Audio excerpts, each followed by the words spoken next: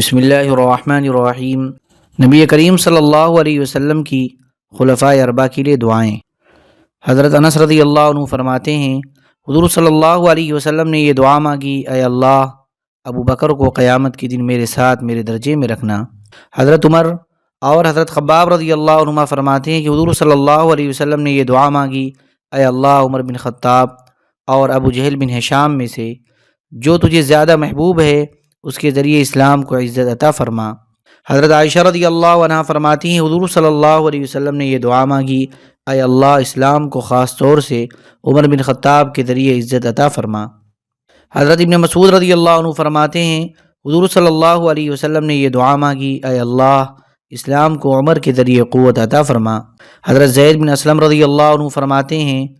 حضرت عثمان رضی اللہ عنہ نے ایک بھورے رنگ کی اونٹنی حضور اقدس صلی اللہ علیہ وسلم کی خدمت میں بھیجی۔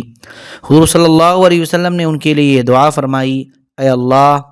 انہیں پلسرات آسانی سے اور جلدی سے پار کرا دینا۔ حضرت عائشہ رضی اللہ عنہا اور حضرت ابو سعید رضی اللہ عنہ فرماتے ہیں حضور صلی اللہ علیہ وسلم نے یہ دعا 3 مرتبہ فرمائی، اے اللہ میں عثمان سے راضی ہوں تو بھی ان سے راضی ہو جا۔ حضرت ابن مسعود رضی اللہ عنہ فرماتے ہیں حضور صلی اللہ علیہ وسلم نے یہ دعا فرمائی، اے اللہ عثمان کے اگلے پچھلے گناہ اور جو گناہ چھپ کر کیے اور جو علی الاعلان کیے اور جو پوشیدہ طور سے کیے اور جو سب کے سامنے کیے سارے معاف فرما۔ حضرت علی رضی اللہ عنہ فرماتے ہیں ایک دفعہ میں بیمار ہوا، میں نبی کریم صلی اللہ علیہ وسلم کی خدمت میں حاضر ہوا، آپ صلی اللہ علیہ وسلم نے مجھے اپنی جگہ بٹھایا اور خود کھڑے ہو کر نماز شروع فرما دی اور اپنے کپڑے کا ایک کنارہ مجھ پر ڈال دیا، پھر نماز کے بعد فرمایا، اے ابن ابی طالب اب تم ٹھیک ہو گئے ہو، کوئی فکر نہ کرو، میں نے جو چیز اللہ سے اپنے لیے مانگی ہے اس جیسے میں نے اللہ سے تمہارے لیے بھی مانگی ہے، اور میں نے جو چیز بھی اللہ سے مانگی وہ اللہ نے مجھے ضرور دی، بس اتنی بات ہے کہ مجھ سے یوں کہا گیا کہ آپ کے بعد کوئی نبی نہیں ہوگا۔ چنانچہ میں وہاں سے اٹھا تو میں بالکل ٹھیک ہو چکا تھا اور ایسے لگ رہا تھا کہ جیسے میں بیمار ہی نہیں ہوا تھا۔ حضرت زید بن یوسئی، حضرت سعید بن وہب اور حضرت عمر بن ذیمر رحمۃ اللہ علیہم کہتے ہیں ہم نے حضرت علی رضی اللہ عنہ کو فرماتے ہوئے سنا کہ میں ہر اس آدمی کو اللہ کا واسطہ دے کر کہتا ہوں جس نے حضور صلی اللہ علیہ وسلم کو حجۃ الوداع سے واپسی پر غدیر خم کے دن کچھ فرماتے ہوئے سنا کہ وہ ضرور کھڑا ہو جائے۔ چنانچہ 13 آدمی کھڑے ہو گئے اور انہوں نے اس بات کی گواہی دی کہ اس دن حضور صلی اللہ علیہ وسلم نے فرمایا تھا کیا میں مومنوں کے ساتھ خود ان کی جان سے بھی زیادہ تعلق نہیں رکھتا؟ صحابہ نے عرض کیا بالکل رکھتے ہیں یا رسول اللہ۔ پھر حضور صلی اللہ علیہ وسلم نے حضرت علی رضی اللہ عنہ کا ہاتھ پکڑ کر فرمایا میں جس کا دوست ہوں یہ علی اس کے دوست ہیں، اے اللہ جو ان سے دوستی کرے تو اس سے دوستی کر اور جو ان سے دشمنی کرے تو اس سے دشمنی کر، اور جو ان سے محبت کرے تو ان سے محبت کر، اور جو ان سے بغض رکھے تو ان سے بغض رکھ، اور جو ان کی مدد کرے تو اس کی مدد کر، اور جو ان کی مدد کو چھوڑ دے تو اس کی مدد چھوڑ دے۔ حضرت ابن عباس رضی اللہ عنہما نے حضور صلی اللہ علیہ وسلم سے حضرت علی رضی اللہ عنہ کے لیے یہ دعا نقل کی ہے، اے اللہ علی کی اعانت فرما اور ان کے ذریعے سے اعانت فرما اور ان پر رحم فرما اور ان کے ذریعے سے دوسروں پر رحم فرما اور ان کی مدد فرما اور ان کے ذریعے سے مدد فرما، اے اللہ جو ان سے دوستی کرے تو اس سے دوستی کر اور جو ان سے دشمنی کرے تو اس سے دشمنی کر۔ حضرت علی رضی اللہ عنہ فرماتے ہیں حضور صلی اللہ علیہ وسلم نے میرے لیے یہ دعا فرمائی، اے اللہ اس کی زبان کو حق پر جما دے اور اس کے دل کو ہدایت نصیب فرما۔ حضرت ابن عباس رضی اللہ عنہما سے یہ الفاظ منقول ہیں، اے اللہ اس کو فیصلہ کرنے کا صحیح راستہ دکھلا دے۔ حضور صلی اللہ علیہ وسلم کے حضرت سعد بن ابی وقاص اور حضرت زبیر بن عوام رضی اللہ عنہما کے لیے دعائیں۔ حضرت ابو بکر رضی اللہ عنہ فرماتے ہیں میں نے حضور صلی اللہ علیہ وسلم کو حضرت سعد رضی اللہ عنہ کے لیے یہ دعا کرتے ہوئے سنا، اے اللہ اس کے تیر کو سیدھا نشانہ پر لگا اور اس کی دعا کو قبول فرما اور اسے اپنا محبوب بنا۔ حضرت سعد رضی اللہ عنہ فرماتے ہیں حضور صلی اللہ علیہ وسلم نے میرے لیے یہ دعا فرمائی، اے اللہ جب سعد تجھ سے دعا کرے تو اس کی دعا قبول فرما۔ حضرت زبیر بن عوام رضی اللہ عنہ فرماتے ہیں حضور صلی اللہ علیہ وسلم نے میرے لیے میری اولاد کی اولاد کے لیے دعا فرمائی۔ حضور صلی اللہ علیہ وسلم کی اپنے گھر والوں کے لیے دعائیں۔ حضور صلی اللہ علیہ وسلم کی زوجہ محترمہ حضرت ام سلمہ رضی اللہ عنہا فرماتی ہیں حضور صلی اللہ علیہ وسلم نے حضرت فاطمہ رضی اللہ عنہا سے فرمایا اپنے خاوند اور دونوں بیٹوں کو میرے پاس لے آؤ۔ چنانچہ وہ ان تینوں کو لے آئیں تو آپ صلی اللہ علیہ وسلم نے خیبر والی چادر جو ہمیں خیبر میں ملی تھی اور میں اپنے نیچے بچھاتی تھی ان پر ڈالی، پھر ان کے لیے یہ دعا فرمائی: اے اللہ، یہ محمد کی آل ہے، تو محمد کی آل پر اپنی رحمتیں اور برکتیں ایسے نازل فرما جیسے تو نے حضرت ابراہیم علیہ السلام کی آل پر نازل فرمائی تھی، بے شک تو بہت تعریف والا اور بزرگی والا ہے۔ حضرت ابو عمار رحمۃ اللہ علیہ کہتے ہیں، میں حضرت واصلہ بن اسقع رضی اللہ عنہ کے پاس بیٹھا ہوا تھا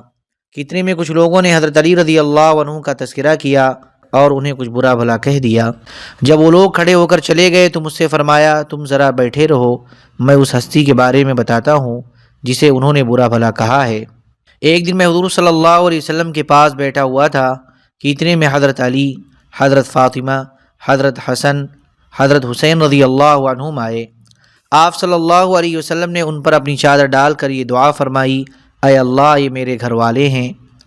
ان سے ناپاکی دور کر اور انہیں اچھی طرح پاک فرما۔ میں نے عرض کیا، میں بھی؟ حضور صلی اللہ علیہ وسلم نے فرمایا، تم بھی۔ حضرت واصلہ رضی اللہ عنہ فرماتے ہیں، اللہ کی قسم، میرے دل کا حضور صلی اللہ علیہ وسلم کے اس فرمان پر تمام اعمال سے زیادہ اعتماد ہے، اور ایک روایت میں یہ ہے، مجھے حضور صلی اللہ علیہ وسلم کے اس فرمان سے سب سے زیادہ امید ہے۔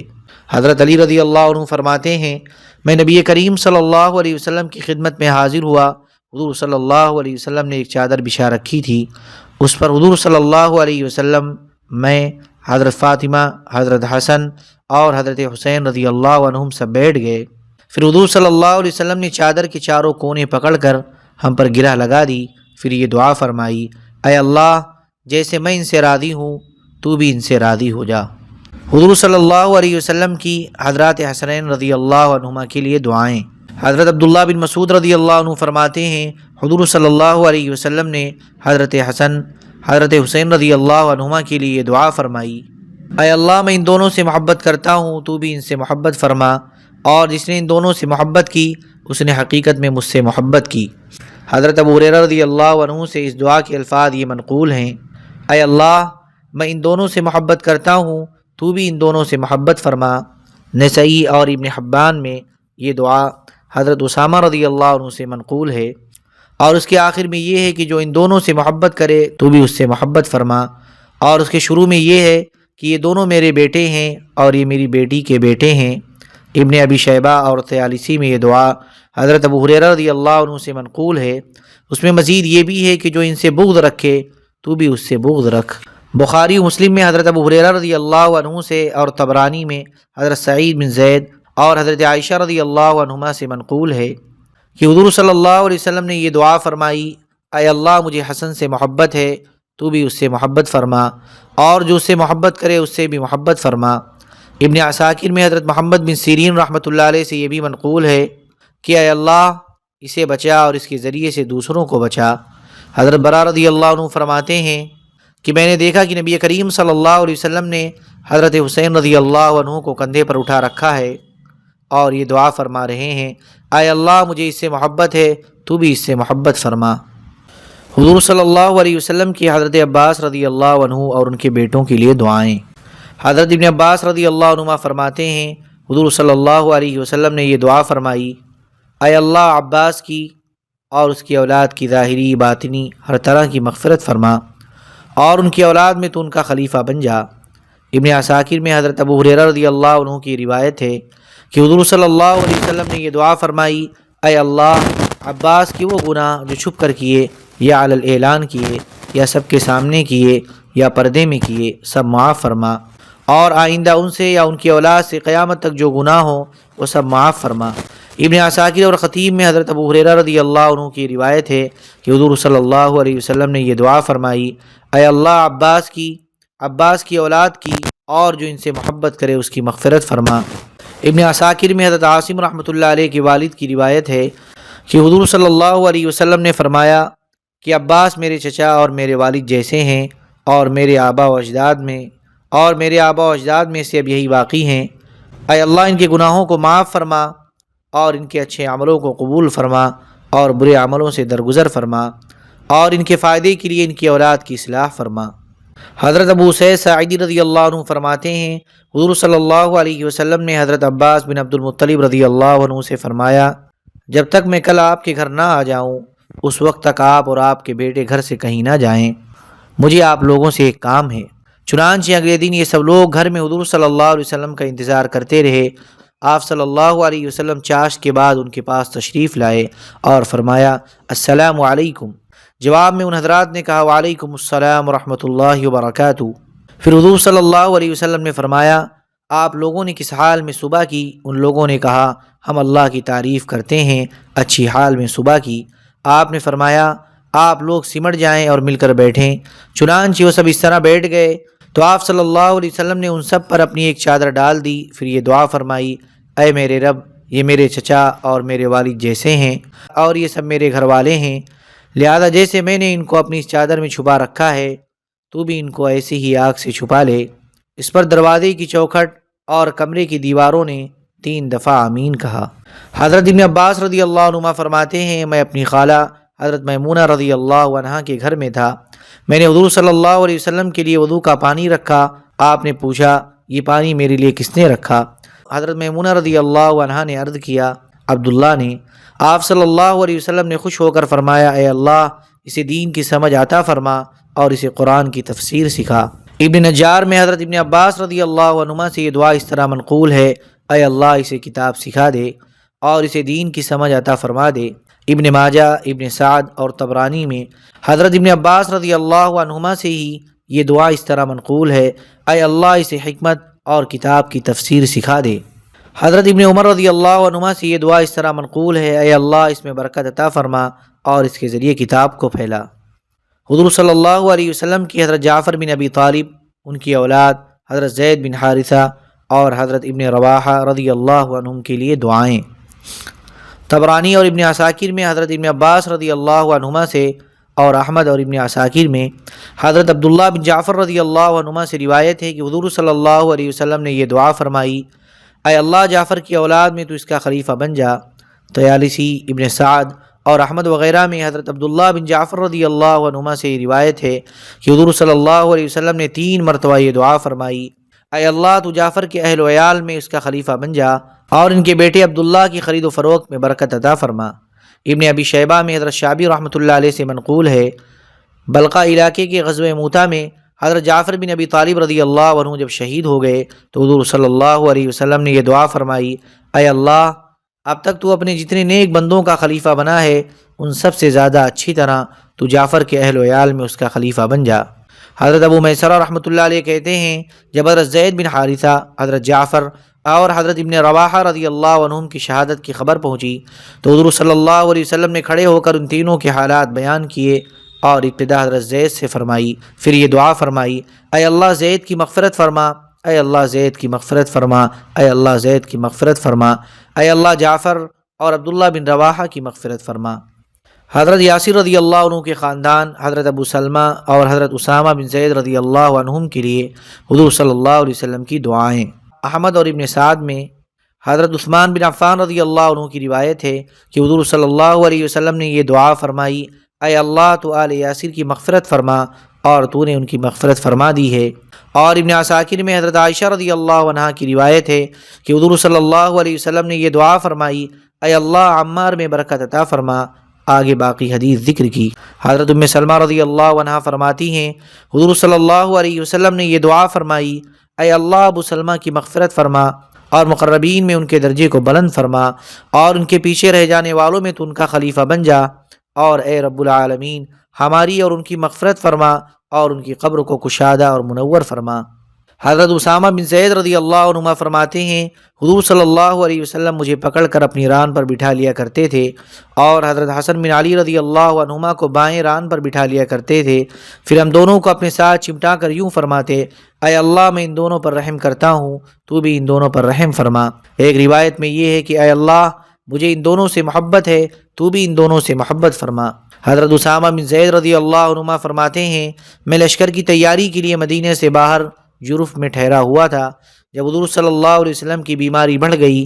تو میں مدینہ واپس آیا اور میرے ساتھ جو لوگ تھے وہ بھی مدینہ آ گئے، میں آپ صلی اللہ علیہ وسلم کی خدمت میں حاضر ہوا، آپ صلی اللہ علیہ وسلم خاموش تھے اور بالکل بات نہیں کر رہے تھے، حضور صلی اللہ علیہ وسلم میرے اوپر اپنے دونوں ہاتھوں کو رکھ کر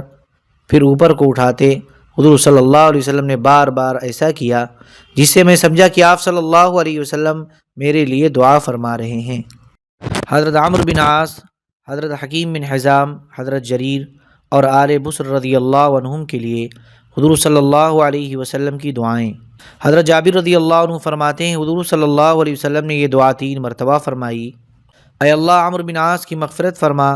کیونکہ جب بھی میں نے انہیں صدقہ دینے کے لیے بلایا وہ ہمیشہ میرے پاس صدقہ لے کر آئے۔ حضرت حکیم رضی اللہ عنہ فرماتے ہیں حضور صلی اللہ علیہ وسلم نے میرے لیے دعا فرمائی، اے اللہ تو اس کے ہاتھ کے کاروبار میں برکت عطا فرما۔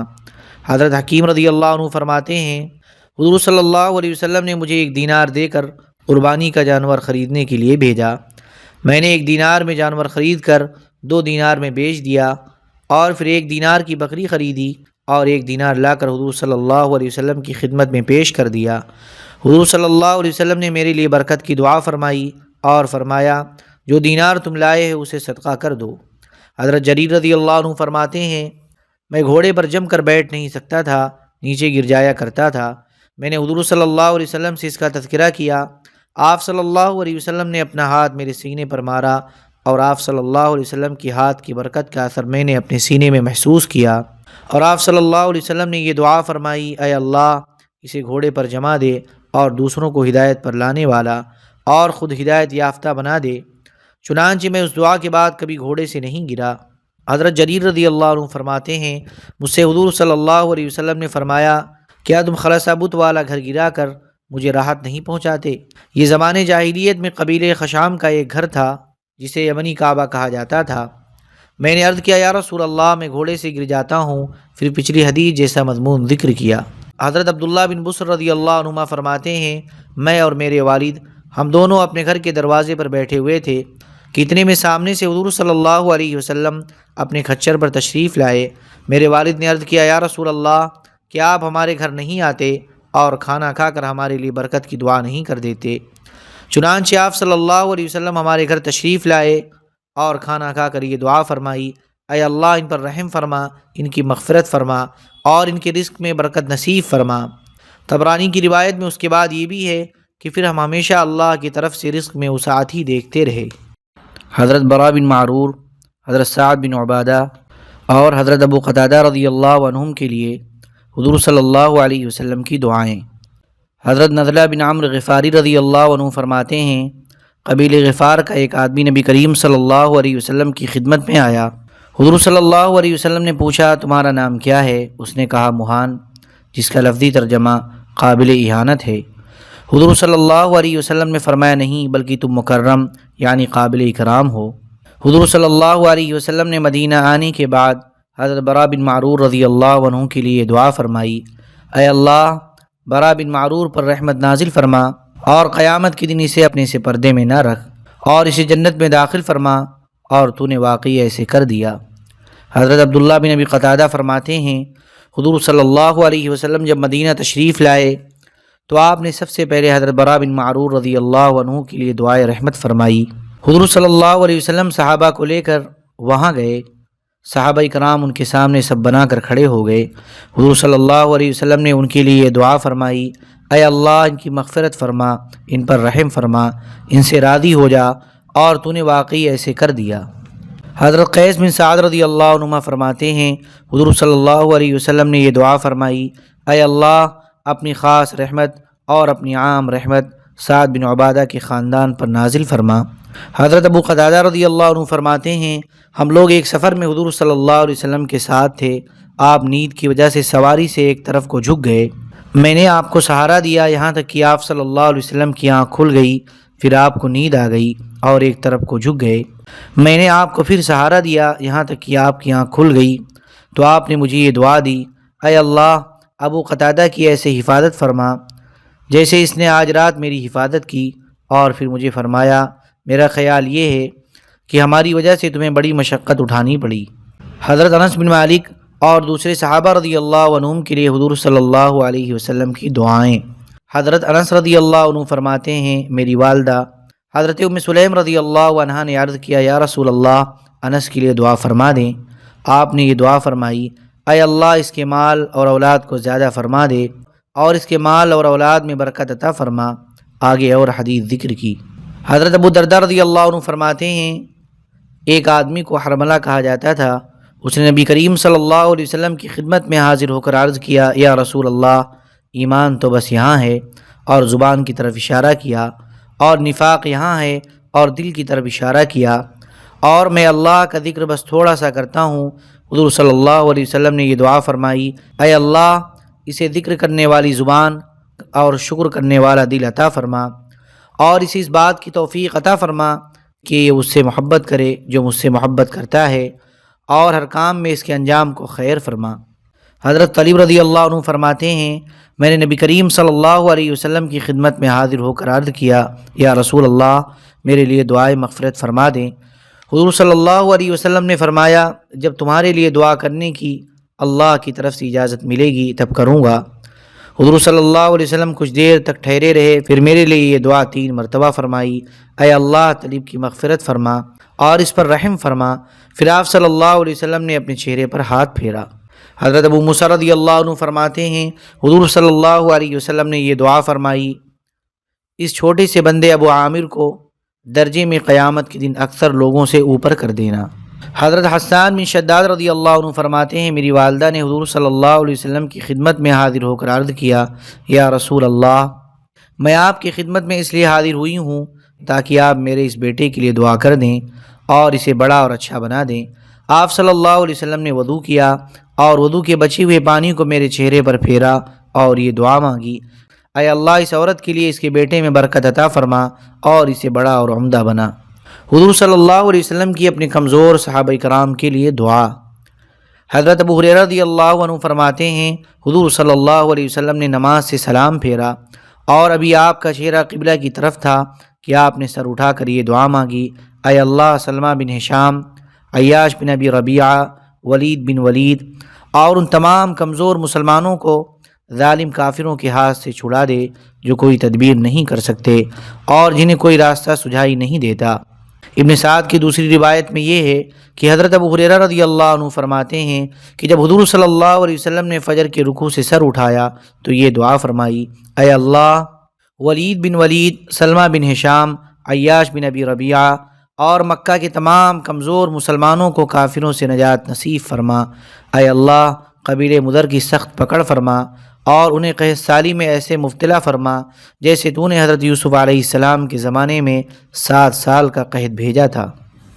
اللہم صلی علی سیدنا وحبیبنا ومحبوبنا ومولانا محمد وبارک وسلم۔ سبحان ربک رب العزة عما یصفون وسلام علی المرسلین والحمد للہ رب العالمین۔